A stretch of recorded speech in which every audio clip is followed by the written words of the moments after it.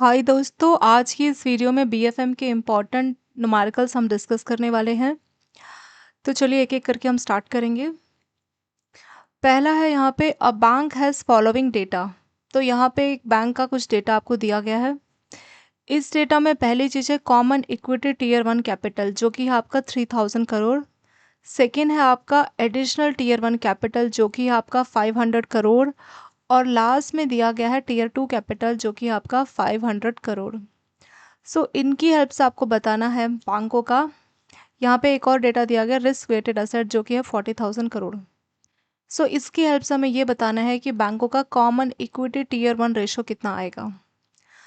Common equity tier one ratio का एक formula होता है दोस्तों। उस फॉर्मूले को अगर हम पुट करेंगे तो इस क्वेश्चन का आंसर आ जाएगा। वैसे common equity tier one capital और एडिशनल टीयर वन कैपिटल में डिफरेंस क्या होता है, पहले इसका थोड़ा डिफरेंस समझ लेते हैं। कॉमन इक्विटी टीयर कैपिटल का मतलब ये होता है कि जो भी बैंक, कोई भी बैंक या कोई भी ऑर्गेनाइजेशन शेयर्स को इशू करके या रिटेन्ड अर्निंग है, मतलब कुछ साल का कुछ प्रॉफिट है, हर साल जो प्रॉफिट होता है उसमें से कुछ पैसा बैंक अपने पास इमरजेंसीज के लिए रखता है। रिटेन्ड अर्निंग शेयर्स को इशू किया जो पैसा मिला, ठीक है, या कोई और एक्यूमुलेटेड इनकम, वो सारा बैंकों का common equity tier one capital का ही पार्ट होता है। सेकेंड आता है आपका additional tier one. Additional tier one का मतलब क्या होगा? एडिशनल टीयर वन का मतलब है कि कुछ प्रेफर्ड शेयर से कुछ पैसा मिला, ठीक है। तो कुल मिला के ये जो आपकी common equity tier one capital है, इसको अगर एग्जांपल देना चाहे तो आपका जो घर है, घर का जो मेन गेट है, वो है आपका कॉमन इक्विटी टीयर वन। कोई भी प्रॉब्लम आएगी इन केस, तो सबसे पहले ये वाली कैपिटल ऑर्गेनाइजेशन को सपोर्ट करती है। एडिशनल टीयर वन को जैसे आपके रूम का जो गेट है उसको आप एडिशनल टीयर वन मान सकते हैं। क्यों? क्योंकि ये सबसे ज़्यादा सपोर्ट ये जो है कॉमन इक्विटी टीयर वन करती किसी भी ऑर्गेनाइजेशन को, इसको आप फर्स्ट लाइन ऑफ डिफेंस बोल सकते हैं। और ये जो एडिशनल टीयर वन है इसको आप सेकेंड लाइन ऑफ डिफेंस बोल सकते हैं। ये किस टर्म में बोला गया? ये इस टर्म में बोला गया कि अगर ये बैंकों को कोई फाइनेंशियल इमरजेंसी आई, कोई कंटीजेंसी आई, और अगर कॉमन इक्विटी टीयर वन उस कंटीजेंसी को पूरा नहीं कर पाई, उसी केस में एडिशनल टीयर वन का यूज़ किया जाता है, अदरवाइज इसका नहीं किया जाता है, ठीक है। तो यही इसका पर्पस होता है। मेनली जो है मेन फोकस किसी भी ऑर्गेनाइजेशन में इस चीज़ पे होता है कि उसका common equity tier one capital अच्छा रहे। क्यों? कुछ भी बैंकों को पैसा देना पड़ गया, लोन एफडी कस्टमर ने क्लोज किया, तो यही वाली कैपिटल है जो बैंकों को सपोर्ट करेगी। एडिशनल तो एक तरह से जैसे मेन गेट के लिए आपका घर का मेन सिक्योरिटी के लिए मेन गेट होता है ना, जो रूम्स के गेट है उसको आप एडिशनल टीयर वन बोलिए। In case common equity tier one अगर किसी भी टाइप की फाइनेंशियल कंटीजेंसी से बैंक को नहीं सपोर्ट कर पाई, तो उसी केस में एडिशनल टीयर वन का यूज़ किया जाता है, ठीक है। तो टीयर वन में ये दोनों कैपिटल आ जाएगी, common equity tier one plus additional tier one. उसके बाद आता है आपका tier two capital. Tier two में आपका आ जाएगा जैसे कि इसके आगे की जो कैपिटल है वो आपका टीयर टू में आ जाएगा। टीयर टू कैपिटल में अगर हम बोले तो क्या क्या इसमें होगा? बैंकों का सप्लीमेंट्री रिजर्व होता है, यानी अगर पूरा टीयर वन कम पड़ गया तो उसी केस में टीयर टू को यूज़ किया जाता है। जनरली कोई भी बैंक या ऑर्गेनाइजेशन अगर उसको क्लोज किया जाएगा, उसी टाइम पे टीयर टू का इस्तेमाल किया जाएगा, ठीक है। सप्लीमेंट्री कैपिटल इसको बोला जाता है। जैसे रीवैल्यूएशन रिजर्व, ये सब जो है टीयर टू का पार्ट होता है। तो किसी भी बैंकों की अगर आपको कैपिटल बतानी है तो उसमें ये दोनों कैपिटल्स को हमें ऐड करना होगा। तो बैंकों की टोटल कैपिटल क्या होती है? Tier one capital plus tier two capital. अगर हम इसको हम टोटल में लेना तो ये हो जाएगा बैंकों का tier one capital plus tier two capital. और टीयर वन के दो पार्ट क्या है? Common equity tier one plus additional tier one capital, ठीक है। अब हमें बताना है common equity tier one ratio कितना आएगा। तो common equity tier one ratio का सिंपल सा एक फॉर्मूला है। फॉर्मूला क्या होता है दोस्तों? इसका फॉर्मूला होता है common equity tier one capital divided by risk weighted asset, ठीक है। बस इनको आपस में हम लोग डिवाइड करेंगे और हमारा इसमें आंसर आ जाएगा। चलिए वैल्यूज़ को हम लोग पुट करते हैं। कॉमन इक्विटी टीयर आपको दिया गया दोस्तों 3000 करोड़, और रिस्क वेटेड एसेट आपको दिया गया 40,000 करोड़। हम लोग वैल्यूज़ को पुट करेंगे। अगर आंसर में परसेंट में चाहिए तो यहाँ पे हम लोग 100 ऐसे लगाएंगे, ये आ जाएगा आंसर हमारा परसेंट में। यहाँ पे दोस्तों जो टर्म है रिस्क वेटेड एसेट, ये क्या होते हैं? ये बैंकों के एसेट्स होते हैं। ये एक तरह से रिस्क के हिसाब से एसेट को एडजस्ट किया जाता है, वो होगा रिस्क वेटेड एसेट। इसको एक एग्जांपल से समझते हैं। मान लीजिए कोई लोन है, बैंक ने कोई लोन दिया है, तो बैंक ने लोन दिया तो उससे बैंक की कमाई हो रही है, तो बैंकों के लिए क्या होगा? असेट होगा। मान लीजिए वो है गोल्ड लोन, ठीक है। तो गोल्ड लोन में बैंक अगर 9% इंटरेस्ट रेट चार्ज कर रहा है, तो ये 9% क्या है? बैंकों की कमाई है। लेकिन इसी 9% पे मान लीजिए बैंक ने 100 करोड़ के गोल्ड लोन दिए, तो 100 करोड़ के गोल्ड लोन में बैंक अपनी 9% के हिसाब से कमाई कर रहा है। इस 100 करोड़ में मान लीजिए गोल्ड लोन को लेके आरबीआई ने बोला है कि इस पर रिस्क है 10%, इसका मतलब 10% डिफॉल्ट होने का चांस है। तो इस 1000 करोड़ के लोन का हम 10% अगर निकालेंगे, जो कि आ जाएगा आपका 10 करोड़, सॉरी 100 करोड़ आ जाएगा ना 10%, तो 100 करोड़ इसका रिस्क वेटेड एसेट होगा। रिस्क वेटेड एसेट का मतलब है किसी भी एसेट को उसके रिस्क के हिसाब से वेट करके देखना कि वो वैल्यू एग्जैक्टली कितनी है, कितना रिस्क है। तो ये जो 1000 करोड़ का लोन बैंक ने दिया उस पर अगर आरबीआई ने बोला है 10% का रिस्क वेटेड एसेट है, तो 10% चांस है कि 1000 का 10% होता है दोस्तों 100 करोड़, तो 100 करोड़ गोल्ड लोन होगा हमारा risk weighted asset. Risk weighted gold loan होगा कितना, 100 करोड़। सो इस तरीके से रिस्क वेटेड एसेट को सॉल्व किया जाता है। तो यहाँ पे आपको इस बैंक का टोटल रिस्क वेटेड एसेट है 40,000 करोड़, यानी कि 40,000 करोड़ तक का जो लोन है उसमें रिस्क है बैंकों को। ये परसेंट कैसे पता लगता है, जैसे मैंने आपको बताया गोल्ड लोन में 10% है दोस्तों, ये आरबीआई रिलीज करता है। आरबीआई बताता है कि किस किस लोन में कितना रिस्क वेटेड परसेंट है, उसके हिसाब से उस एसेट में बैंक ने कितना पैसा लगाया है, और आरबीआई बताता है कि रिस्क वेटेड एसेट का परसेंट क्या है, तो उसके हिसाब से आप जो है रिस्क वेटेड एसेट सॉल्व कर सकते हैं। पर इस क्वेश्चन में आपको वैल्यूज एज इट इज दी है, तो बस आपको क्या करना है, वैल्यूज पुट करनी है। 3000 डिवाइडेड बाई 40,000 इंटू 100, तो इसको हम सॉल्व करेंगे तो ये आ जाएगा दोस्तों हमारा कितना 7.5%। ठीक है, तो इस क्वेश्चन का आंसर हो जाएगा 7.5%, यानी जो CET1 रेशो है ना इस केस में, तो CET रेशो कितना हो जाएगा हमारा 7.5%।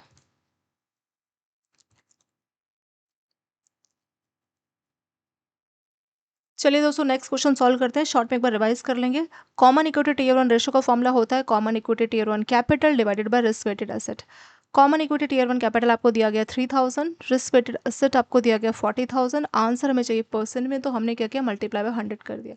इसे हम सॉल्व करेंगे तो यह आ जाएगा आपका 7.5%। कॉमन इक्विटी टीयर 1 कैपिटल और एडिशनल टीयर 1 कैपिटल को मिला के बनता है आपका टीयर 1 कैपिटल, और टीयर 2 आपको दिया गया। ठीक है, कॉमन इक्विटी टीयर 1 मतलब मेन कैपिटल, टीयर 1 का मेन कैपिटल जो बैंकों को किसी भी टाइप की फाइनेंशियल इमरजेंसीज के लिए सपोर्ट करेगा।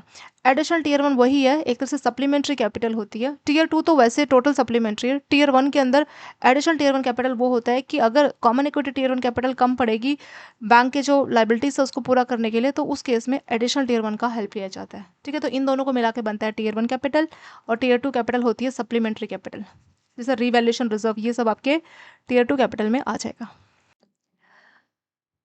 दोस्तों नेक्स्ट न्यूमेरिकल देखेंगे, rate sensitive asset is equal to 15,000 crore, rate sensitive liabilities is equal to 12,000 crore, interest rate rise, interest rate 1% rise होगा। सो इसका इम्पैक्ट क्या होगा नेट इंटरेस्ट इनकम के ऊपर। पहले ये जो टर्म्स है इसको समझते हैं। पहला टर्म है rate sensitive asset. So rate sensitive asset क्या होता है, रेट सेंसिटिव असेट बैंकों के लिए असेट जो भी लोन है ना दोस्तों वो सब उसके असेट होते हैं। क्यों, क्योंकि असेट वो है जिसकी हेल्प से बैंक अपनी कमाई करता है। तो जितने भी लोन है जिससे बैंकों की कमाई होती है, जैसे आपका हाउसिंग लोन है, गोल्ड लोन है, ठीक है, पर्सनल लोन, ये सारे ही बैंकों के रेट सेंसिटिव असेट होते हैं। इसको रेट सेंसिटिव असेट बोलने का क्या लॉजिक है, इसका मतलब है कि किसी टाइम बकेट में मान लीजिए आपने हाउसिंग लोन दिया है 30 साल के लिए, तो आपका टाइम पीरियड क्या हो गया 30 साल, तो 30 साल में इसका इंटरेस्ट रेट चेंज होगा। जितने भी फ्लोटिंग रेट वाले लोन होते हैं ना, फ्लोटिंग जिसका इंटरेस्ट रेट बदलता है, हमेशा फिक्स नहीं रहता, जैसे हाउसिंग लोन एक फ्लोटिंग है, या पर्सनल लोन, जितने भी फ्लोटिंग रेट्स वाले लोन होते हैं उसको बोला जाता है रेट सेंसिटिव असेट। क्यों, क्योंकि इसका जो रेट है, ये जो रेट दोस्तों आर यूज़ किया गया ना, ये इंटरेस्ट रेट को लेके बोला गया कि इसका जो रेट है वो सेंसिटिव है। सेंसिटिव उस चीज़ को बोलते हैं जो काफ़ी चेंज हो सकती है, जिसमें वॉलेटिलिटी होती है, तो इसके इंटरेस्ट रेट चेंज हो जाएंगे किसी टाइम पीरियड में, वो होते हैं rate sensitive asset. Housing loan लिया है जिसका इंटरेस्ट रेट फ्लोटिंग है, तो वो क्या है, वो भी एक टाइप का रेट सेंसिटिव असेट होता है। सेकेंड आता है आपका rate sensitive liabilities. Rate sensitive liabilities क्या होता है दोस्तों, रेट सेंसिटिव लाइबिलिटीज़ वो होता है जिस ऐसी लाइबिलिटीज़ जिसका इंटरेस्ट रेट चेंज होगा। जैसे मान लीजिए एफडी, एफडी का रेट कांस्टेंट है, लेकिन मान लीजिए आपने ऐसी एफडी दी है जो मान लीजिए 3 साल की है और 3 साल में उसका इंटरेस्ट रेट बदलेगा, तो फ्लोटिंग रेट की कोई भी लायबिलिटी है, फ्लोटिंग रेट का लोन है कोई भी, वो इसमें आ जाएगा। ठीक है, तो रेट सेंसिटिव लायबिलिटीज उस लायबिलिटीज या उस लोन को बोला जाता है जिसका इंटरेस्ट रेट एक स्पेसिफिक टाइम बकेट में चेंज होगा। सो यहाँ पे क्या हुआ, इस केस में इंटरेस्ट रेट 1% बढ़ गया है, तो 1% इंटरेस्ट रेट के बढ़ने से क्या इम्पैक्ट होगा, जो बैंकों का नेट इंटरेस्ट इनकम है, नेट इंटरेस्ट इनकम पे क्या इम्पैक्ट पड़ेगा। ठीक है, तो ये जो आपका NII है, इसका फुल फॉर्म है दोस्तों नेट इंटरेस्ट इनकम। सो इसके लिए पहले हमें गैप निकालना होगा। तो गैप का मतलब क्या होता है कि रेट सेंसिटिव असेट और लायबिलिटीज में कितना डिफरेंस है। तो पहला हम करेंगे गैप। तो गैप कैसे लेंगे, rate sensitive asset minus rate sensitive liability. ठीक है, तो असेट कितने हैं हमारे 15,000 करोड़ के, लायबिलिटीज कितनी है 12,000 करोड़ की, तो ये आ जाएगा 3,000। तो जब असेट ज़्यादा होते हैं और अगर इंटरेस्ट रेट बढ़ेगा तो इस केस में क्या होगा, बैंकों का प्रॉफिट होगा। क्यों, क्योंकि बैंकों ने असेट का मतलब है जो लोन दिए, बैंकों ने 15,000 करोड़ के लोन दिए हैं और 12,000 की FD दी है। तो अगर इंटरेस्ट रेट राइज हो रहा है, 1% बढ़ रहा है, तो इससे क्या होगा, इससे बैंकों को फ़ायदा होगा 1%। ये वैल्यू पॉजिटिव में आएगी। क्यों पॉजिटिव में आएगी, क्योंकि असेट ज़्यादा है लायबिलिटी से। ठीक है, गैप में हमेशा आपको असेट माइनस लायबिलिटीज़ ही करना है। तो क्योंकि पॉजिटिव गैप आ रहा है, तो पॉजिटिव गैप का मतलब है कि 3,000 करोड़ में 1% का बैंकों को फ़ायदा होगा। तो 3,000 का अगर आप 1% सॉल्व करेंगे ना, 3,000 का अगर आप 1% सॉल्व करेंगे दोस्तों, तो ये आ जाएगा कितना 30। ठीक है, 30 करोड़। तो बैंकों का जो नेट इंटरेस्ट इनकम है ना, वो बढ़ जाएगा। कितने से बढ़ेगा, 30 करोड़ से बढ़ जाएगा। तो इसका जो करेक्ट आंसर है वो हो जाएगा आंसर नंबर A। ये बढ़ेगा, नेट इंटरेस्ट इनकम बढ़ेगा 30 करोड़ से। पर ये बढ़ेगा क्यों दोस्तों, ये घट भी तो सकता है, ये नहीं घटेगा। क्यों, क्योंकि असेट ज़्यादा है। मतलब असेट वो है जिससे बैंक कमाई कर रहा है। 15,000 करोड़ के लोन से बैंक कमाई कर रहा है और 12,000 करोड़ के लोन सिर्फ दे रहा है। अगर इंटरेस्ट रेट बढ़ेगा, दोनों ही फ्लोटिंग है, दोनों में बढ़ेगा, इसमें भी बढ़ेगा, इसमें भी बढ़ेगा। लेकिन क्योंकि लोन ज़्यादा है, असेट ज़्यादा है, तो उसका हमें गैप देखना होगा, जो कि कितना है 3,000। 3,000 करोड़ के गैप का आप 1% सॉल्व करेंगे, जो कि आएगा 30 करोड़। यानी बैंकों को, ऐसा नहीं कि बैंकों को पे नहीं करना पड़ रहा, 15,000 का 1% वो बैंकों को कमाई के तौर पे मिलेगा, 12,000 का 1% बैंकों को डिपॉजिट में एक्स्ट्रा 1% देने पड़ेंगे। पर अगर हम नेट सॉल्व करेंगे ना, तो अगर आप इसको नेट निकालना चाहे तो उसको वैसे भी सॉल्व कर सकते हैं कि 15,000 का 1% कितना आएगा, ये आएगा 150 करोड़। तो 150 करोड़ की एक्स्ट्रा कमाई होगी असेट पे, लेकिन साथ के साथ जो आपकी लायबिलिटी है डिपॉजिट में, उसको 12,000 का 1% यानी 120 करोड़ देना भी पड़ेगा। तो 150 करोड़ की एक्स्ट्रा कमाई होगी लोन पे। और क्योंकि इंटरेस्ट रेट बढ़ेगा तो लायबिलिटी या लोन जो है डिपॉजिट में भी बढ़ेगा, तो 120 करोड़ देना पड़ेगा। 150 करोड़ आपकी पॉकेट में आए और 120 करोड़ आपने दिए, तो नेट क्या, आपकी जो नेट इनकम हुई, नेट इंटरेस्ट इनकम बताता है कि आपने कितना इंटरेस्ट लोन पे कमाया और कितना इंटरेस्ट आपने डिपॉजिट पे दिया। तो उसका जो डिफरेंस है उसको बोला जाता है नेट इंटरेस्ट इनकम। तो अगर हम अपनी इनकम को चेक करें, अपने असेट यानी लोन को, और अपने डिपॉजिट को चेक करें, तो लोन हमने 15,000 करोड़ के दिए हैं और डिपॉजिट हमारे सिर्फ 12,000 करोड़ के हैं। यानी हम जो पे कर रहे हैं वो 12,000 करोड़ पे पेमेंट कर रहे हैं और 15,000 में हमारी कमाई हो रही है।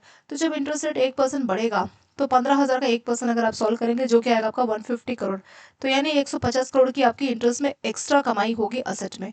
क्योंकि ज़्यादा कमाई होगी तो मैंने प्लस लगा दिया। लेकिन साथ के साथ जो आपकी लोन है, लोन में आपको एक्स्ट्रा 12,000 का 1% सॉल्व करेंगे, जो कि आएगा 120 करोड़। तो लोन में आपको 120 करोड़ एक्स्ट्रा देने पड़ रहे हैं, 120 करोड़ देने पड़ रहे हैं और 150 करोड़ की कमाई हो रही। तो जो नेट डिफरेंस है वो 30 करोड़ है। चाहे तो आप इस तरह से भी सॉल्व कर सकते हैं, या सीधे जो गैप है, गैप का आप 1% सॉल्व कर सकते हैं। ठीक है, तो इस तरह से आपका नेट इंटरेस्ट इनकम क्या है, बढ़ेगा ये। अगर इसी का रिवर्स होता, reverse in the sense, asset होते मान लीजिए 12,000 के और लाइबिलिटीज होती है आपकी कितने की, 15,000 की, तो इसका जो गैप है, गैप में हमेशा दोस्तों आप असेट माइनस लाइबिलिटी यही लगाना। ठीक है, इसी फॉर्मूले को लगाना, तो आपका आंसर पक्का सही आएगा।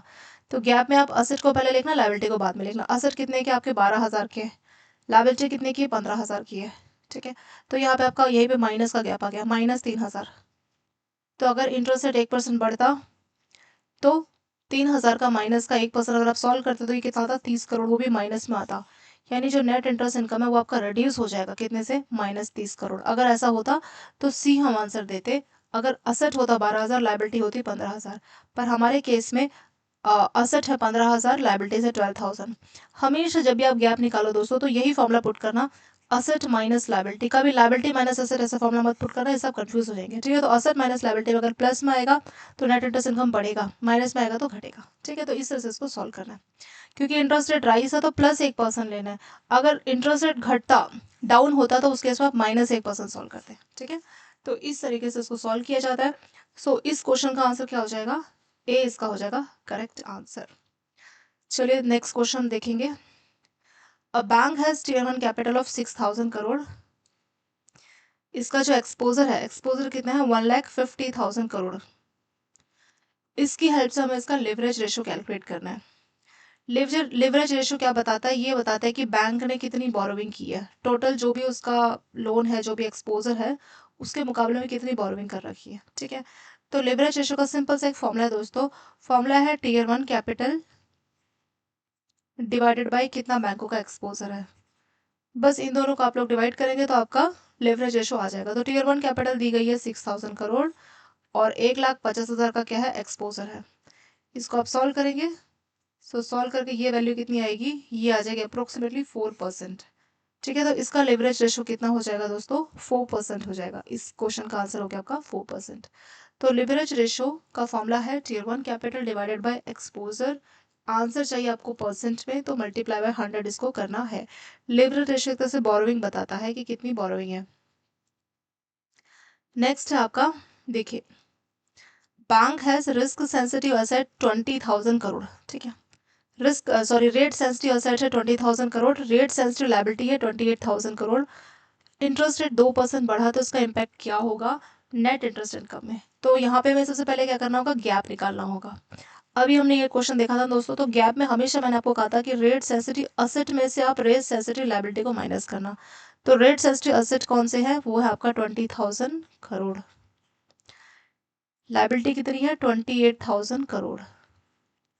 तो असेट में से लायबिलिटी को अगर माइनस करोगे, सो 20,000 माइनस 28,000, तो यहाँ पे क्या आ जाएगा, माइनस का 8,000 आ जाएगा। ठीक है,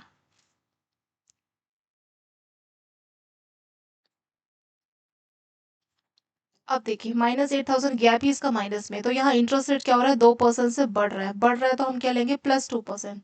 तो 8,000 का +2%, प्लस लिखने का जरूरत नहीं है, उसका +2% अगर हम सॉल्व करेंगे दोस्तों, तो ये वैल्यू कितनी आएगी, ये आएगी 160। और आंसर क्या आ रहा है, माइनस में आ रहा है। क्योंकि माइनस में आ रहा है तो इसका मतलब क्या होगा, इसका मतलब है कि आपका जो इनकम है नेट इंटरेस्ट इनकम वो रिड्यूस हो रहा है। माइनस का मतलब है वो रिड्यूस हो रहा है, कितना रिड्यूस हो रहा है 160 करोड़। सो इस क्वेश्चन का करेक्ट आंसर क्या होगा, बी। फिर से रिवाइज करते हैं, कभी भी आपको इस टाइप का क्वेश्चन पूछे दोस्तों, ये क्वेश्चन आपके रिपीट हुए हैं, ये जिस टाइप का मैंने क्वेश्चन रखा है ना, ये क्वेश्चन आपके एग्जाम में आया है, सेम इसी टाइप का क्वेश्चन आया है। तो कभी भी आपको गैप निकालना, कभी भी आपको इम्पैक्ट पूछे इंटरेस्ट रेट बढ़ रहा है घट रहा है, अगर बढ़ रहा है तो आप 2% प्लस में लिखते हैं। मान लीजिए यहाँ पे लिखा होता है कि इंटरेस्ट रेट रिड्यूस बाय 2%, क्योंकि रिड्यूस हो रहा है तो उस केस में हम 2 ना लेके उसकी वैल्यू को माइनस में लिखते हैं, -2%। ठीक है, तो अगर यहीं पे होता -2%, तो ये जो हमारा गैप आया था ना -8,000, इसका हम -2% सॉल्व करते हैं, तो ये कैंसिल हो जाता, माइनस माइनस वैल्यू प्लस में आती, तो उस केस में हमारा 160 करोड़ किस में आता, प्लस में आता। तो हम बोलते कि नेट इंटरेस्ट इनकम क्या हो रहा है, बढ़ रहा है। ठीक है, अगर वैल्यू प्लस होती तो हम बोलते कि नेट इंटरेस्ट इनकम बढ़ रहा है। अगर वैल्यू माइनस में आया तो उसका मतलब नेट इंटरेस्ट इनकम रिड्यूस हो रहा है। ठीक है, आपका मतलब ये बढ़ रहा है, रिड्यूस हो रहा है। तो इस तरीके से हमें ऑप्शन सेलेक्ट करना था, तो उस केस में हम ए वाला ऑप्शन सेलेक्ट करते हैं। अगर ये राइस के बदले लिखा होता है कि इंटरेस्ट रेट रिड्यूस बाय 2%, पर यहाँ पे राइस लिखा है, तो इसीलिए हमने जो वैल्यू है वो +2% ली है। गैप कभी भी निकालना, हमेशा कुछ भी हो, रेट सेंसिटिव असेट में से आप लायबिलिटी को माइनस करना। ठीक है, rate sensitive asset minus liability हमेशा आपका गैप रहेगा। गैप अगर माइनस में है तो ये माइनस क्या बता रहा है, -8,000 का वैसे ही गैप बना पड़ा, उसका अगर आपने 2% इंटरेस्ट रेट राइज के लिए 2% सॉल्व किया, जो कि आ जाएगा आंसर कितना -160 करोड़। तो इसका मतलब है नेट इंटरेस्ट इनकम क्या हो रहा है आपका, रिड्यूस हो रहा है। कितना रिड्यूस हो रहा है, 160 करोड़ रिड्यूस हो रहा है। ठीक है, तो बी हो जाएगा इस क्वेश्चन का करेक्ट आंसर। नेक्स्ट देखते हैं, a bank has credit risk weighted asset, यानी जो क्रेडिट रिस्क होता है ना, बैंकों के अलग अलग टाइप के रिस्क होते हैं, क्रेडिट, मार्केट और ऑपरेशनल रिस्क। क्रेडिट रिस्क का मतलब होता है दोस्तों कि बोरोवर क्या है, डिफॉल्ट करेगा, लोन ईएमआई नहीं पे कर रहा, तो उसको बोला जाता है क्रेडिट रिस्क। मार्केट रिस्क का मतलब मार्केट में बैंक ने कुछ इन्वेस्ट किया था और मार्केट डाउन चला गया, शेयर्स मार्केट या कुछ भी मार्केट में डाउन चला गया, वैल्यू लॉस हो गया, तो उसको बोलते हैं मार्केट रिस्क। ऐसे एक ऑपरेशनल रिस्क होता है कि स्टाफ ने कोई फ्रॉड कर दिया, ऑपरेशन फेल कर गया। ठीक है, उसकी वजह से जो रिस्क होता है उसको बोला जाता है ऑपरेशनल रिस्क। तो 3 टाइप के रिस्क होते हैं। अब यहाँ पे आपको क्या करना है, आपको CRAR सॉल्व करना है, यानी capital to risk weighted asset ratio. Capital to risk weighted asset ratio का सिंपल सा एक फॉर्मूला है उसको आप फॉर्मूले को पुट कीजिए, आपका आंसर आ जाएगा। तो फॉर्मूला होता है कैपिटल। कैपिटल का मतलब क्या है दोस्तों, कैपिटल जो आपको 7,000 करोड़ दिया ना, इस कैपिटल का मतलब है tier 1 capital plus tier 2 capital. ठीक है, तो टीयर 1 और टीयर 2 का वैल्यू आपको 7,000 करोड़ दिया है।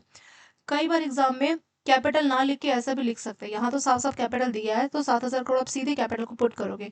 कैपिटल ना देके किसी किसी क्वेश्चन में ऐसे भी लिख सकते हैं, tier 1 capital is equal to 3,000 crore, sorry 4,000, और tier 2 capital is equal to 3,000 crore. ऐसे अलग अलग वैल्यू भी दी जा सकती है, तो वहां पे भी आपको कैपिटल सॉल्व करना है, तो दोनों को बस आप ऐड कर देंगे।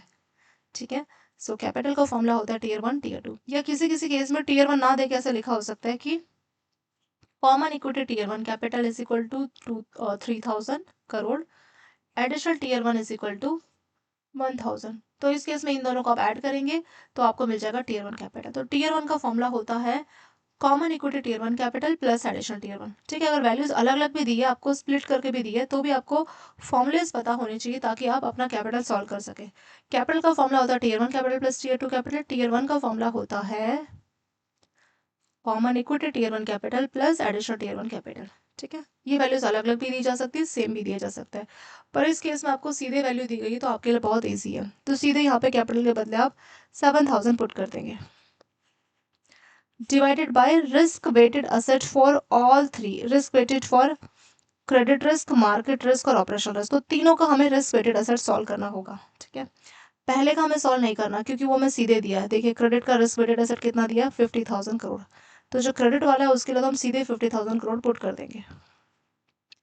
अब हमें मार्केट और ऑपरेशनल का भी रिस्क वेटेड एसेट चाहिए, लेकिन यहाँ पे मार्केट का चार्ज दिया, कैपिटल आपका ऑपरेशन का चार्ज दिया, रिस्क वेटेड नहीं दिया।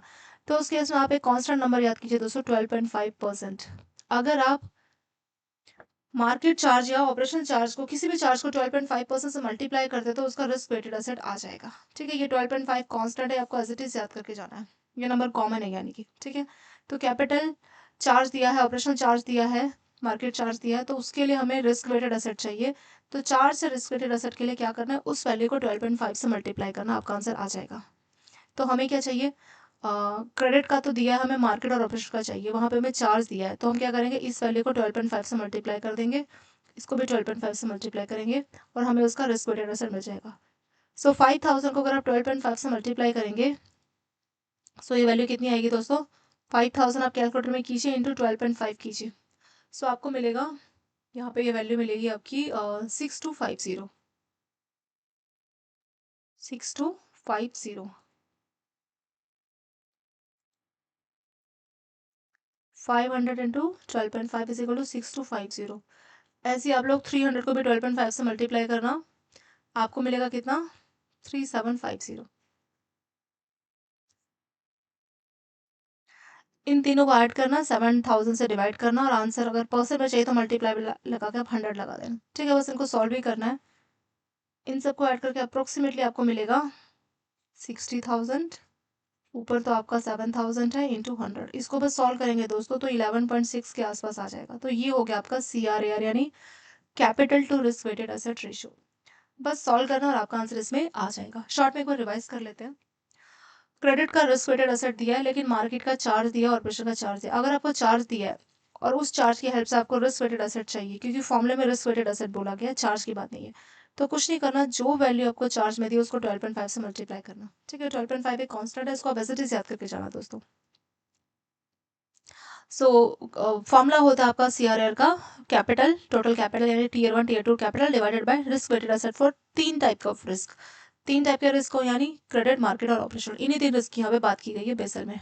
तो क्रेडिट का रिस्क वेटेड एसेट तो दिया है 50,000, हमें ऑपरेशन का चार्ज दिया और मार्केट का भी चार्ज दिया है, तो उसके लिए हम क्या करेंगे, 12.5 जो कॉन्स्टेंट है उससे उसको मल्टीप्लाई करेंगे, हमारा आंसर इसमें आ जाएगा। Bank has common equity tier 1 capital, जो कि आपका कितना 4,000 करोड़। एडिशनल टीयर 1 कैपिटल कितना दिया गया, 1,000 करोड़। सो इन दोनों को मिला के बैंकों का बनता है टीयर 1 कैपिटल। टीयर 2 कैपिटल इस बैंक का कितना दिया है, 500 करोड़। ये होता है एडिशनल यानी सप्लीमेंट्री कैपिटल जिसको बोलते हैं।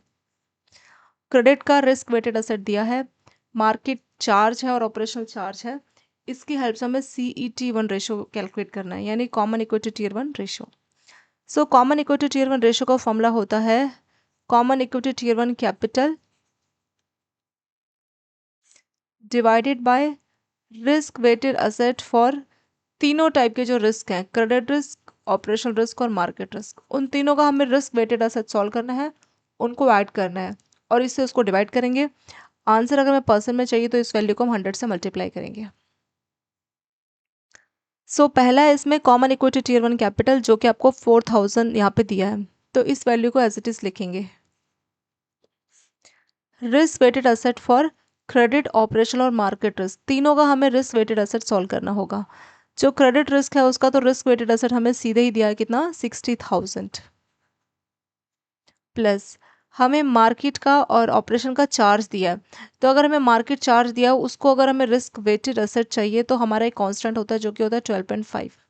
ठीक है, चाहे आपका ऑपरेशन चार्ज हो कोई भी चार्ज हो, उसको अगर आप 12.5 से मल्टीप्लाई करेंगे तो उससे आपको रिस्क वेटेड असेट मिल जाएगा। तो मार्केट चार्ज कितना है, 800। सो हम क्या करेंगे, 12.5 को 800 से मल्टीप्लाई करेंगे।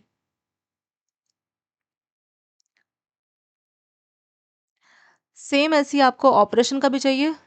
सो ऑपरेशन चार्ज की वैल्यू कितनी है, 400 है, उसको भी हम लोग 12.5 अपने कांस्टेंट से मल्टीप्लाई करेंगे। तो ऑपरेशन का भी आपको, ये मार्केट का रिस्क वेटेड असेट है, यहाँ पे आपको ऑपरेशन का रिस्क वेटेड असेट मिल जाएगा। अब कैलकुलेटर में इन वैल्यूज को पुट करते हैं। पहला है 12.5 इंटू 800, कैलकुलेटर का हमारा आप डालेंगे तो ये आ जाएगा आपका कितना, 10,000। सेम ऐसी 400 को आप 12.5 से मल्टीप्लाई करेंगे। सो ये वैल्यू कितनी आएगी, ये आएगी आपकी 5,000। सो बाकी की जो दो वैल्यूज़ है मार्केट और ऑपरेशन का, इस वैल्यूज़ को पुट करेंगे। ऑपरेशन वाले का 5,000 आया है और मार्केट वाले का हमने 10,000 सॉल्व किया। इन तीनों को हम लोग ऐड करेंगे और फाइनल आंसर हमारा आ जाएगा। सो 10 प्लस 60, 60 प्लस 10 70 और 75, तो ये हो जाएगा 4,000 डिवाइडेड बाय 75,000 इंटू 100। ये कैंसिल हो जाएगा यहाँ पे। 400 को आपको 75 से डिवाइड करना है तो अप्रोक्सीमेटली 5.3% आ जाएगा। सो इस केस में CET1 रेशो कितना आया, वो है आपका 5.3%। यही हो जाएगा आपका यहाँ पे करेक्ट आंसर। एक बार इसको रिवाइज कर लेते हैं। बैंकों का कॉमन इक्विटी टियर 1 कैपिटल दिया, एडिशन टियर 1 दिया है, टियर 2 कैपिटल दिया है, क्रेडिट का रिस्क वेटेड असेट दिया है, मार्केट चार्ज और ऑपरेशनल चार्ज दिया है। इन सब की हेल्प से हमें इस बैंक का CET1 रेशो सॉल्व करना है। तो CET1 रेशो का फॉर्मूला होता है CET1 capital divided by risk weighted asset, तीनों के तीनों जो कैपिटल होते हैं, तीनों के तीनों जो रिस्क हैं, क्रेडिट रिस्क, मार्केट और ऑपरेशनल रिस्क। बेसल में इन्हीं तीन की बात की जाती है, क्रेडिट, मार्केट और ऑपरेशनल रिस्क की। ठीक है, तो तीनों का हमें रिस्क वेटेड असेट सॉल्व करना होगा। इसमें से क्रेडिट का रिस्क वेटेड असेट तो आपको एज इट इज दिया है 60,000, आपको मार्केट और ऑपरेशन का सॉल्व करना होगा। तो जो चार्ज दिया है उसको हम क्या करेंगे, 12.5 से मल्टीप्लाई करेंगे। तो चार्ज को 12.5 से मल्टीप्लाई करने पे आपको वो आ जाएगा रिस्क वेटेड असेट। ऐसी मार्केट और ऑपरेशन का रिस्क वेटेड असेट आपने यहाँ पे सॉल्व किया। CET1 कैपिटल कितना दिया गया, वो दिया आपका 4,000, उसके बदले हम 4,000 पुट करेंगे, इसे सॉल्व करेंगे और लास्ट जो आंसर आएगा वो कितना आएगा, 5.3%। तो ये हो जाएगा आपका CET1 रेशो। नेक्स्ट देखेंगे, a bank has income of 1200 crore, किसी बैंक का इनकम कितना है, 1200 करोड़ है। एक्सपेक्टेड लॉस, बैंक जो अपना लॉस एक्सपेक्ट कर रहा है वो कितना है, 300 करोड़ का लॉस बैंक एक्सपेक्ट कर रहा है। उसकी जो कैपिटल है बैंक की इकोनॉमिकल कैपिटल वो कितनी है, वो है 4500 करोड़। इसकी हेल्प से आपको बताना है RAROC कितना होगा। RAROC का फुल फॉर्म होता है risk adjusted return on capital. कि जो भी कैपिटल है, जैसे यहाँ पे है 45 कैपिटल, ठीक है, इस कैपिटल में आपको रिस्क के साथ आपको रिटर्न को एडजस्ट करना है। ऐसा नहीं है कि आपने सिर्फ रिटर्न देखनी है, रिटर्न के साथ आपको रिस्क भी देखना है, रिटर्न पे भी नजर रखनी है और रिस्क पे भी नजर रखनी है। इन दोनों पे नजर रख के आपको देखना है कि मेरी कैपिटल में मेरे को कितना रिटर्न मिलेगा। ठीक है, तो risk adjusted return on capital का मतलब होता है कि रिस्क है, जैसे यहाँ पे बोला ना एक्सपेक्टेड लॉस, कि 300 करोड़ का लॉस हो सकता है, तो ये क्या है, ये है रिस्क। ठीक है, तो हमें अपने इनकम इनकम हो रही है कितने की, 1200 करोड़। तो इनकम क्या है, ये रिटर्न है। इकोनॉमिकल कैपिटल, तो इस कैपिटल को इन्वेस्ट करके आपको इतना इनकम हो सकता है, इतना लॉस हो सकता है। इस डेटा की हेल्प से आपको बताना है कि आर ए आर ओ सी कितना होगा। तो आर ए आर ओ सी का सिंपल सा एक फॉर्मूला है, बस वैल्यू पुट करनी, आपका आंसर आ जाएगा। फॉर्मूला होता है इनकम माइनस एक्सपेक्टेड लॉस। आप कितना लॉस एक्सपेक्ट कर रहे हैं कि कितने तक का लॉस हो सकता है, डिवाइडेड बाय कैपिटल, जो आपकी कैपिटल है ना, इकोनॉमिकल कैपिटल। और आंसर चाहिए आपको पर्सन में, तो 100%। इनकम कितना है इसका, इनकम है दोस्तों 1200 करोड़। कितना लॉस हो सकता है, 300 करोड़ का लॉस हो सकता है। कैपिटल कितनी है इस बैंक की, कैपिटल है 4500 करोड़। अभी इसे आप सॉल्व करेंगे, आंसर आपका आ जाएगा। 1200 माइनस 3 कितना हो जाएगा, 900 बाई 4500 इंटू 100%। तो 900 को अगर आप 45 से डिवाइड करेंगे, ये कितना आ जाएगा, 20%। ठीक है, तो इस बैंक का आर ए आर ओ सी कितना आया, जो कि आ गया आपका 20%। तो आर ए आर ओ सी ये बताता है कि risk adjusted return on capital क्या है। मतलब जो पैसा आप इन्वेस्ट कर रहे हैं कुछ भी, तो उसमें आपको सिर्फ रिटर्न नहीं देखना, आपको रिटर्न के साथ साथ रिस्क पे नज़र रखनी है, और उस हिसाब से आपको डिसाइड करना है कि क्या मुझे इस इन्वेस्टमेंट को करना चाहिए कि नहीं करना चाहिए। यानी हमेशा रिटर्न के साथ आपको रिस्क पे भी नज़र रखनी है। तो रिस्क क्या है, एक्सपेक्टेड लॉस, मतलब इतने तक का लॉस आप एक्सपेक्ट कर रहे हैं कि 300 करोड़ का लॉस हो सकता है, और आपकी कमाई हो सकती है 1200 करोड़, जब आप इन्वेस्टमेंट कर रहे हैं 4500 करोड़ का। ठीक है, इतने की इन्वेस्टमेंट में सिर्फ आपको ये नहीं देखना कि मेरी 1200 की इनकम होगी, इस 1200 की इनकम के साथ आपकी नज़र होनी चाहिए लॉस पे, कि आपको 300 का लॉस भी हो सकता है। तो इनका पहले नेट निकालेंगे, इनकम माइनस एक्सपेक्टेड लॉस, और उसको कैपिटल से डिवाइड करेंगे, और फाइनल जो हमारा आंसर आएगा वो आएगा आपका 12%। तो आर ए आर ओ सी कितना हो गया यहाँ पे, सॉरी 20%। तो आर ए आर ओ सी हो गया आपका 20। नेक्स्ट क्वेश्चन देखेंगे। A bank has portfolio of 5000 crore. एक बैंक है जिसका पोर्टफोलियो है 5000 करोड़। पोर्टफोलियो का क्या मतलब होगा, पोर्टफोलियो का मतलब है बैंक ने मान लीजिए कुछ इन्वेस्टमेंट कर रखी है, कुछ असेट्स है बैंकों के, वो वैल्यू टोटल है 5000 करोड़। मान लीजिए बैंकों का लोन है या कुछ भी और असेट है जिससे बैंकों को प्रॉफिट हो रहा है, कमाई हो रहा है, वो पोर्टफोलियो कितना है, वो है 5000 करोड़। वॉलेटिलिटी कितना है, 1%। वॉलेटिलिटी क्या मेजर करता है, ये मेजर करता है कि आपके जो असेट्स है जिसमें आपको बेनिफिट होने वाला है, तो उसमें 1% डेविएशंस का चांस है। जो भी आप रिटर्न एक्सपेक्ट कर रहे हैं पोर्टफोलियो वैल्यू में, असेट की वैल्यू में, वो डेबिट होगी 1% के आसपास। जेड वैल्यू क्या है आपका, 2.33। जेड वैल्यू या तो आपका सीधे क्वेश्चन में दिया होगा, या ऐसा लिख सकते हैं कि 99% कॉन्फिडेंस पे आप इसका वैल्यू एट रिस्क सॉल्व करें। तो उस केस में 99% पे जो जेड वैल्यू आपको गिवन होगी एग्जाम में, क्योंकि टेबल से आप देख सकते हैं, टेबल तो आप नहीं ले जा सकते एग्जाम में, तो वैल्यूज गिवन रहेगी जब भी क्वेश्चन आएगा। तो जेड वैल्यू आपको साइड में लिखी होगी 2.33 या 2.95, जो भी वैल्यू है वो गिवन होगी, जैसे इस केस में आपको दी है।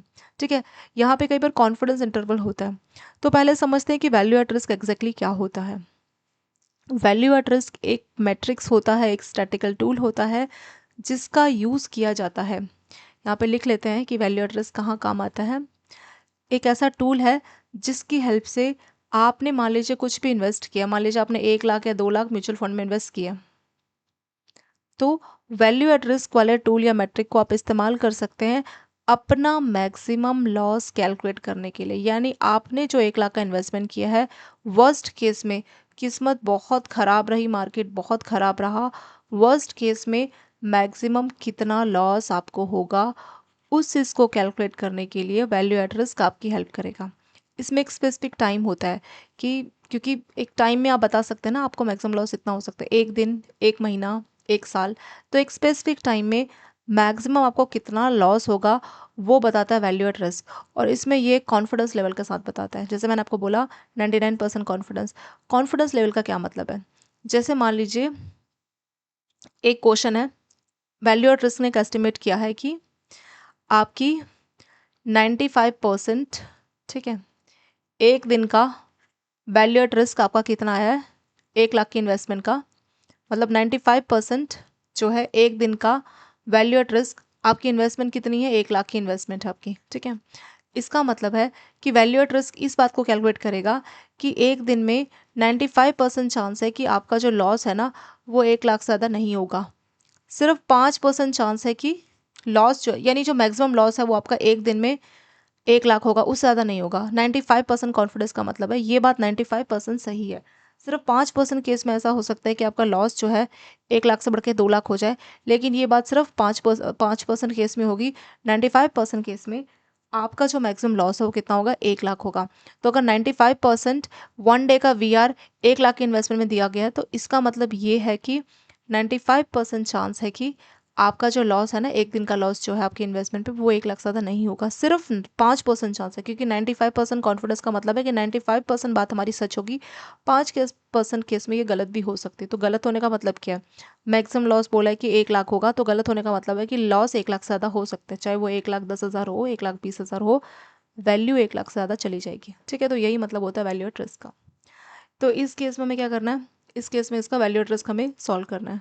सिंपल सा इसका एक फॉर्मूला है, बस आप वैल्यूज़ को पुट कर दीजिए, आपका आंसर इसमें आ जाएगा। सो वैल्यूज़ हम लोग पुट करते हैं।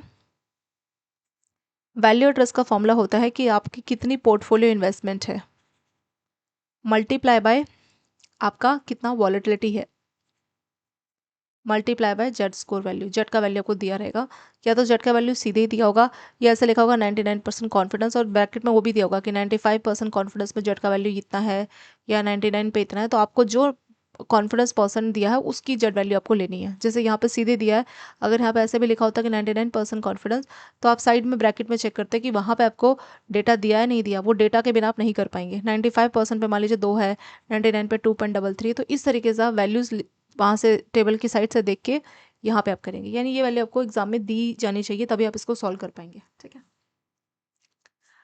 तो जेड वैल्यू को हमें पुट करना है, इन तीनों को आप मल्टीप्लाई करेंगे, आपका वैल्यू एट रिस्क आ जाएगा।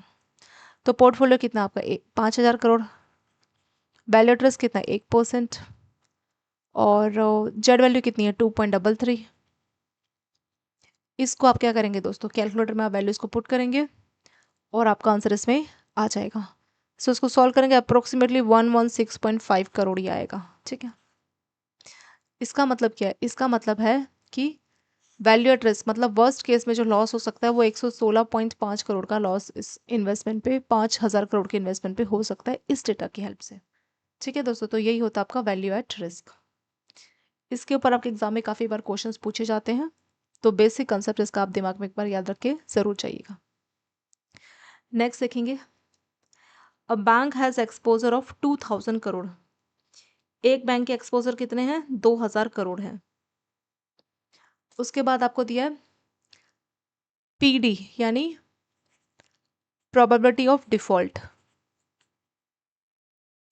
प्रोबेबिलिटी ऑफ डिफॉल्ट दिया है 4%। प्रोबेबिलिटी ऑफ डिफॉल्ट का मतलब क्या है, जैसे कोई कस्टमर है ना, बैंक से आपने लोन लिया, आपने 2,000 करोड़ का कुछ लोन दिया मान लीजिए, उसमें से 4% चांस है कि आपका बोरोवर डिफॉल्ट करेगा। इस चीज़ के होने की प्रोबेबिलिटी की बोरोवर डिफॉल्ट करेगा वो है आपका 4%। 4% डिफॉल्ट होने की प्रोबेबिलिटी है। नेक्स्ट है आपका लॉस गिवन डिफॉल्ट, कि अगर डिफॉल्ट हो गया तो मैक्सिमम लॉस आपको 50% होगा। तो प्रोबेबिलिटी ऑफ डिफॉल्ट और लॉस गिवन डिफॉल्ट में एक बार डिफरेंस समझना होगा।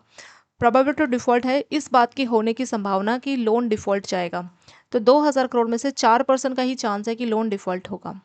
और लॉस गिवन डिफॉल्ट, जब भी कोई भी कस्टमर डिफॉल्ट करता है, लोन में डिफॉल्ट होता है, तो बैंकों को क्या होता है, पैसा मिलना बंद होता है, EMI आनी बंद हो जाती है, तो उसमें क्या बैंकों का लॉस है। तो ये जो ऊपर की चीज़ है PD, ये बता रहा है कि कितना परसेंट चांस है कि डिफॉल्ट होगा, डिफॉल्ट होने का चांस कितना है। और लॉस गिवन डिफॉल्ट है कि जब डिफॉल्ट होगा तो मैक्सिमम कितना लॉस होगा। इसको एक बहुत सिंपल एग्जांपल से समझते हैं। प्रोबेबिलिटी ऑफ डिफॉल्ट को एक बारिश के एग्जांपल से समझते हैं। ठीक है, रेन, ये बात है। प्रोबेबिलिटी ऑफ डिफॉल्ट मतलब रेन होने का चांस है या नहीं, मतलब आज बारिश होगी कि नहीं होगी, वो है PD, यानी 4% चांस है कि बारिश होगी। लॉस गिवन डिफॉल्ट मतलब अगर बारिश होगी तो कितनी बारिश होगी और उससे कितना लॉस होगा, मान लीजिए किसानों की फसल खराब हो गई या कुछ और हो गया, तो ये उस लॉस की बात कर रहा है। ठीक है, ये सिर्फ बारिश के होने की संभावना की बात करता है PD, लॉस गिवन डिफॉल्ट, कि अगर बारिश हो गई तो कितना लॉस होगा, किसानों की खेती है या कुछ और है, वो कितना लॉस हुआ, कितने पैसे का लॉस हुआ, उस चीज़ के लॉस की परसेंट यहाँ पे लॉस गिवन डिफॉल्ट में देखी जाती है। ठीक है, ये मैंने बस आपको एग्जाम्पल के लिए समझाया है, इस ब्रेन का इस क्वेश्चन से कोई मतलब नहीं है। एक्सपेक्टेड लॉस, तो इसकी हेल्प से हमें सॉल्व करना है कि मैक्सिमम जो आपका लॉस इसमें हो सकता है, जो आप एक्सपेक्ट कर रहे हो कितना हो सकता है। ठीक है, चलिए बस आपको कुछ नहीं करना है, यहाँ पे वैल्यूज पुट करनी और आपका आंसर इसमें आ जाएगा। सो एक्सपेक्टेड लॉस हमें यहाँ पे चाहिए। एक्सपेक्टेड लॉस का फॉर्मूला होगा एक्सपोजर एट डिफॉल्ट, मतलब कितना पैसा आपका एक्सपोजर है, कितने का आपने लोन दिया हुआ है, ठीक है, टोटल एक्सपोजर कितने का है, multiply by probability of default. Default होने की क्या प्रोबेबिलिटी है, multiply by loss given default. बस आपको क्या करना है, सारी वैल्यूज इसमें पुट करनी है और आपका आंसर इसमें आ जाएगा। एक्सपोजर कितना है, 2000 का लोन है, डिफॉल्ट होने की प्रोबेबिलिटी कितनी है, 4% है। डिफॉल्ट अगर हो गया तो लॉस के होने का चांस कितना है, 50% आपको लॉस हो सकता है। कुछ नहीं करना दोस्तों, बस सारी वैल्यूज को पुट करना और इसको सॉल्व करना है, ठीक है। ये 2000 करोड़ है, 2000 करोड़ इंटू 4% इंटू 50%, इसे फाइनल सॉल्व करेंगे तो ये कितना आ जाएगा आपको, 40 करोड़ आ जाएगा, ठीक है। तो एक्सपेक्टेड लॉस इस केस में जो डेटा आपको दिया है इसके हिसाब से इस पोर्टफोलियो में बैंकों को, इस एक्सपोजर में बैंकों को कितना 40 करोड़ का लॉस हो सकता है। तो ये हो गया हमारा एक्सपेक्टेड लॉस। सो बी हो जाएगा यहाँ पे हमारा करेक्ट आंसर। रिवाइज करते हैं, बैंकों का एक्सपोजर है 2000 करोड़। एक्सपोजर का मतलब होता है कि कितने का बैंकों ने लोन दिया है, वो सब चीज़ें इसमें आ जाएंगी, ठीक है। जैसे मान लीजिए हाउसिंग लोन दिया है 100 करोड़ का, कार लोन दिया है 50 करोड़ का, पर्सनल लोन दिया 50 करोड़ का, तो ये सारी चीज़ों को मिला के बोला जाता है बैंकों का एक्सपोजर, ठीक है। तो ऐसे ही इस बैंक ने 2000 करोड़ तक के लोन दिए। प्रोबेबिलिटी ऑफ डिफॉल्ट बता रहा है कि लोन के डिफॉल्ट होने का चांस कितना है, जो कि है 4%। लॉस गिवन डिफॉल्ट बता रहा है कि अगर डिफॉल्ट होगा तो लॉस कितना होगा, वो होगा 50%। अब हमें सॉल्व करना है एक्सपेक्टेड लॉस। एक्सपेक्टेड लॉस का फॉर्मूला है exposure into probability of default into loss given default. सारी वैल्यूज को आपस में मल्टीप्लाई करेंगे और आपका आंसर इसमें आ जाएगा, जो कि कितना आएगा आपका 40 करोड़, ठीक है दोस्तों। तो बी हो गया आपका यहाँ पे करेक्ट आंसर। नेक्स्ट न्यूमेरिकल देखेंगे, a bank has high quality liquid asset is equal to 60,000 crore. ये जो टर्म होता है हाई क्वालिटी लिक्विड एसेट, इसका मतलब क्या होता है, लिक्विड एसेट जो बहुत ईजिली कैश में कन्वर्ट हो जाता है। जैसे आपके पास मान लीजिए गोल्ड है, मार्केट कितना भी डाउन है, आप गोल्ड को बेच के फटाफट कैश में कन्वर्ट कर सकते हो। या आपका एफडी का पैसा है, कभी भी आप एफडी ब्रेक करके अपना पैसा वापस ले सकते हो। तो उस टाइप के एसेट्स को बोला जाता है हाई क्वालिटी लिक्विड एसेट। बैंकों का जो पैसा आरबीआई के पास रखा है वो भी क्या है, हाई क्वालिटी है। क्यों, क्योंकि ये वो एसेट है जिसको आप इजीली बहुत आसानी से कैश में कन्वर्ट कर सकते हैं बिना इसकी वैल्यू कम हुए। 10 लाख की एफडी है, भले ही आपको इंटरेस्ट में थोड़ा सा पेनल्टी लगेगा, लेकिन ऐसा तो नहीं कि 10 लाख आपका 9 लाख हो जाएगा, ठीक है। बहुत ईजिली असेट मतलब ऐसी चीज़ जिसका आप मालिक है, जिसको आप इजीली कैश में कन्वर्ट कर पा रहे हैं बिना किसी वैल्यू रिडक्शन के, उसकी जो वैल्यू है उसमें कुछ भी रिडक्शन नहीं हो रहा है, और आपने उस असेट को आसानी से कैश में कन्वर्ट कर लिया, उसको बोला जाता है हाई क्वालिटी लिक्विड एसेट। आपका कैश आउटफ्लो 90,000 और इनफ्लो हो रहा है 30,000। इसकी हेल्प से आपको लिक्विडिटी कवरेज रेशियो सॉल्व करना है। तो लिक्विडिटी कवरेज रेशियो का फॉर्मूला क्या होता है, फॉर्मूले में वैल्यू पुट करनी है, आंसर आ जाएगा। फॉर्मूला होता है high quality liquid asset divided by net cash flow. Net cash flow में आउटफ्लो माइनस इनफ्लो हो जाएगा। तो हाई क्वालिटी लिक्विड एसेट का वैल्यू है 60,000 और कैश का डिफरेंस, आउटफ्लो है 90 और इनफ्लो है 30, तो इसका डिफरेंस कितना आ जाएगा 60,000। सो इसको हम 60,000 से, नेट कैश फ्लो में आपका 90,000 माइनस 30,000 होगा, जो कि कितना हो जाएगा आपका 60,000। और आपका हाई क्वालिटी लिक्विड एसेट भी कितना है 60,000। आंसर हमें चाहिए परसेंट में, तो 100 करके हम परसेंट लगाएंगे। सो इस केस में जो आंसर आएगा दोस्तों, लिक्विडिटी कवरेज रेशियो कितना आएगा आपका 100%, ठीक है। तो बी हो जाएगा यहाँ पे हमारा correct answer. High quality liquid assets में से कैश का net cash flow, net cash flow का मतलब आउटफ्लो माइनस इनफ्लो को माइनस करेंगे और हाई क्वालिटी लिक्विड एसेट्स इसको डिवाइड करेंगे। फाइनल जो आंसर आएगा वो कितना आएगा हमारा 100%। सो बी हो जाएगा इस क्वेश्चन में करेक्ट आंसर। नेक्स्ट देखेंगे, a bank has ASF of 3,20,000, RSF of 2,80,000। तो इन दो की हेल्प से आपको सॉल्व करना है NSF यानी कि नेट स्टेबल फंडिंग रेशो। ये क्या होता है इसको पहले समझते हैं। तो पहले ये जो दो टर्म्स है ASF RSF, इसको समझते हैं। ASF का मतलब होता है अवेलेबल स्टेबल फंडिंग और RSF का मतलब होता है रिक्वायर्ड, कि कितना आपको फंडिंग चाहिए, ठीक है, रिक्वायर्ड स्टेबल फंडिंग। तो अवेलेबल स्टेबल फंडिंग का मतलब है सोर्स ऑफ फंड। अगर इसको देखें तो जो भी आपका फंडिंग है कौन सा सोर्स है, तो जैसे आपकी कैपिटल से आपने पैसा लिया है, या लॉन्ग टर्म डिपॉजिट से पैसा लिया है, या लॉन्ग टर्म बोरोविंग की है बैंक से, तो ये सब सोर्स ऑफ फंडिंग है कि कहाँ कहाँ से आपने पैसे जुटाए हैं। ठीक है, ये हमारा जनरली लाइबिलिटी साइड में आता है। क्यों? लाइबिलिटी मतलब आपने कहीं से फंडिंग जुटाई है, तो वो पैसा तो आपको रिटर्न करना पड़ेगा ना। और ये आता है आपका required stable funding. Required stable funding आपका असेट साइड्स में आता है। ठीक है, असेट साइड में ही आएगा, जैसे लोन है, इन्वेस्टमेंट है, या फिक्स्ड कुछ असेट है, वो इसमें आ जाएगा। अगर इसकी हम कैटेगरी देखें तो ये असेट साइड में इसकी एंट्री की जाती है। ठीक है, available stable funding, required stable funding. Available stable funding बताता है सोर्स ऑफ फंड, ये बताता है रिक्वायर्ड यूज ऑफ फंड। इसमें आपकी लाइबिलिटीज आ जाएंगी, इसमें आपकी असेट्स आ जाएंगे।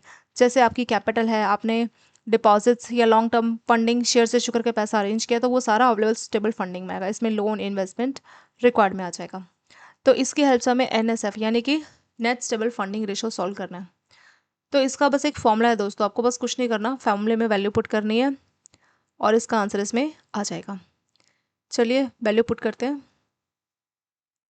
नेट स्टेबल फंडिंग रेशो का फॉर्मूला होता है आपका available stable funding divided by required stable funding, और आंसर चाहिए आपको परसेंट में, तो मल्टीप्लाई बाय 100 कर दीजिए। तो ASF की वैल्यू कितनी है? 3,20,000। RSF की वैल्यू कितनी है? 2,80,000 इंटू 100। इसको सॉल्व करेंगे, फाइनली आपका आंसर कितना आएगा? ये आ जाएगा आपका अप्रोक्सीमेटली 114%। ठीक है, तो 114.29, तो बी हो जाएगा इसका यहाँ पे correct answer. Next stable funding ratio कितना हो जाएगा आपका यहाँ पे? बी, यानी 114%। ठीक है, इस टाइप का सिंपल सा क्वेश्चन इसमें पूछते हैं। नेट स्टेबल फंडिंग रेशो का फॉर्मूला होता है available standard funding divided by required stable funding. दोस्तों वीडियो कंप्लीट करने से पहले एक छोटी सी इन्फॉर्मेशन है। 2 हैंड्स की ऐप में आपको JIB और CIB का पूरा कोर्स मिल जाता है। तो CIB के 5 सब्जेक्ट की वीडियोस आपको 2 हैंड्स ऐप में मिल जाती है। इलेक्ट्री में आपको HRM की वीडियोस मिल जाएंगी। ऐप का लिंक डिस्क्रिप्शन में दिया गया है। आप 2 हैंड्स ऐप डाउनलोड कर सकते हैं और वहाँ से CIB का कोर्स अवेल कर सकते हैं। Thank you for watching this video.